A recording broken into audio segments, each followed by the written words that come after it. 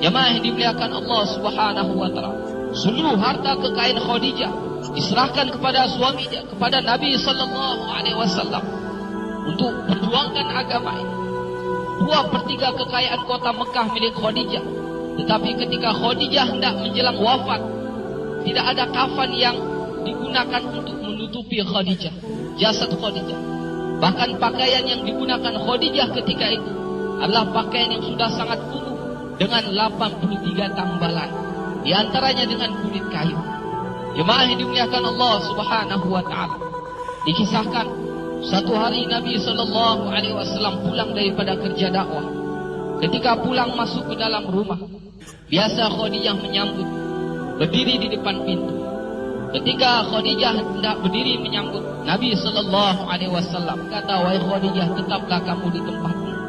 Ketika itu Khadijah senang menyusukan Fatimah yang ketika itu masih bayi.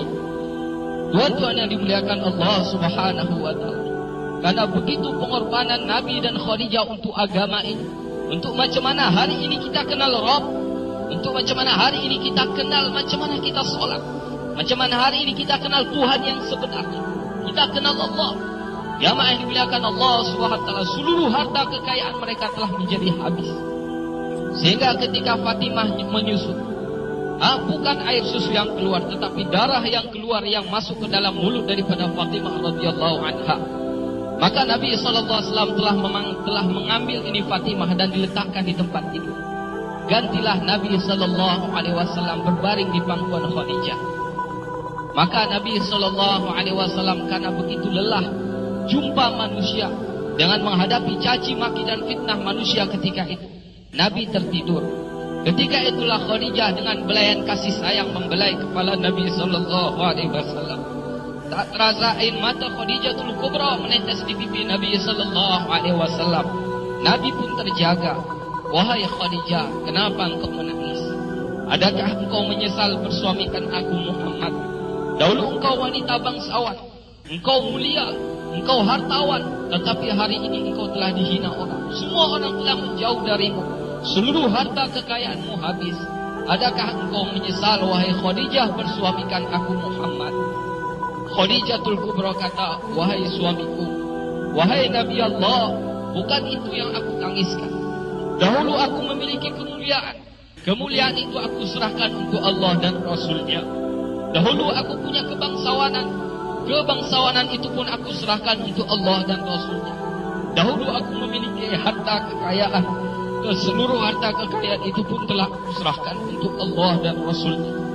Wahai Rasulullah, sekarang aku tak punya apa-apa lagi. Tetapi engkau masih terus memperjuangkan agama ini. Wahai Rasulullah, sekiranya aku telah mati, sedangkan perjuanganmu ini belum selesai. Sekiranya engkau hendak menyeberangi sebuah lautan, engkau hendak menyeberangi sebuah sungai, dan engkau tidak memperolehi rakit pun ataupun jembatan, maka engkau galilah lubang-lubang kuburku.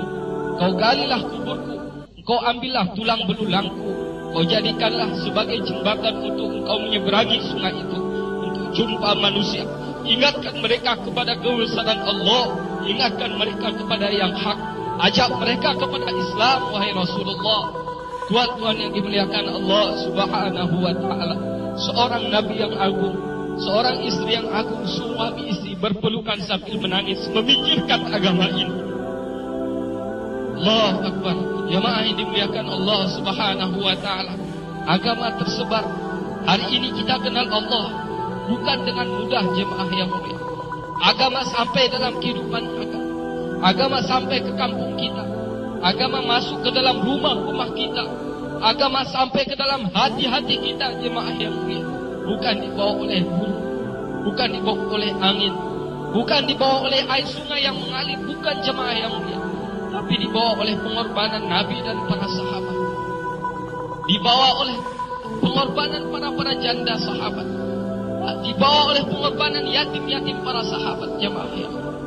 Ulama beritahu hari ini kita senang-senang amal agama di atas penderitaan dan jeritan janda-janda dan yatim para sahabat. Hari ini kita kadang-kadang senang amalkan agama di atas penderitaan Khadijatul Kubra radhiyallahu ta'ala. Jemaah yang dimuliakan Allah Subhanahu wa ta'ala, Kalaulah hari ini kita tidak hargai pengorbanan mereka, apa yang harus kita jawab di hadapan Allah?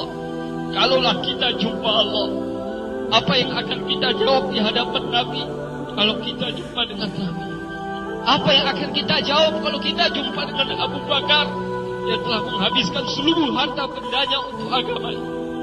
Apalah yang akan kita jawab, wahai ibu-ibu yang mulia, kalau ibu-ibu jumpa dengan sahabiah-sahabiah yang telah mengorbankan suami-suami mereka syahid di jalan Allah? Apa yang akan kita jawab sekiranya kita jumpa dengan anak-anak yatim para sahabat, sedangkan mereka telah mengorbankan ayah-ayah mereka untuk perjuangkan agama ini? Jamaah yang dimuliakan Allah Subhanahu wa ta'ala, agama ini sangat berhajat kepada pengorbanan jamaah yang. Agama tidak akan tersebar dengan tulis-tulisan. Agama pun tidak akan tersebar dengan cakap. Agama tidak akan pernah wujud dalam kehidupan kita tanpa kita mengorbankan diri kita, jemaah. Sudah menjadi syarat. Agama akan wujud melalui pengorbanan, jemaah yang mulia. Hidayah akan datang dalam diri kita melalui pengorbanan. Agama akan tersebar. Hidayah akan tersebar ke ujung-ujung dunia, jemaah yang mulia, melalui pengorbanan.